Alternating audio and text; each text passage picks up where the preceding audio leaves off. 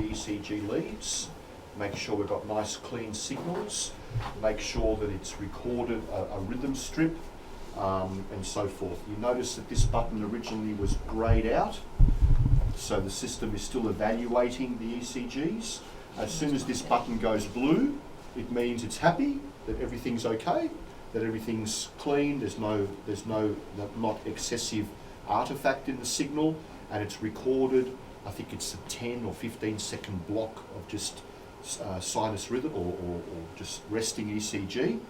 Once we're happy, we click this button, which takes a snapshot of that resting ECG, and that snapshot becomes a part of the permanent results at the end. We can do a couple of things here, but normally we just accept this 12 lead ECG, and then the gas exchange system now goes live. You heard that beep. If we now add the flow sensor, the breathing circuit, we're ready to go.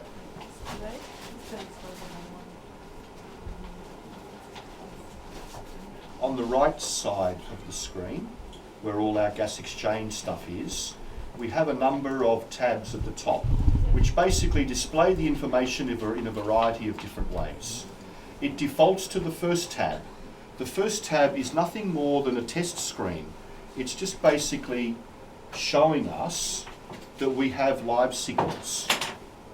So the three things that we are measuring as part of our gas exchange test are displayed here in a graphical form.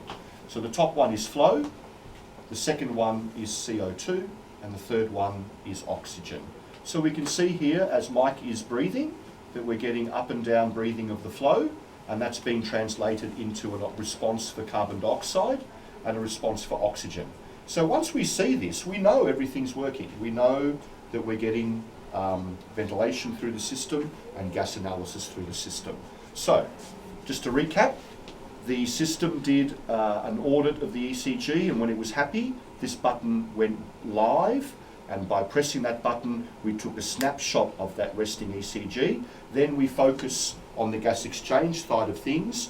This is the point at which we attach the breathing circuit to the patient, either a mask or a mouthpiece, and wait to see that we're getting nice signals on a breath-by-breath basis. At this point, we are ready to start the test. We've got ECG all working nicely. We've got the gas exchange all working nicely. I might actually give you more to look at here.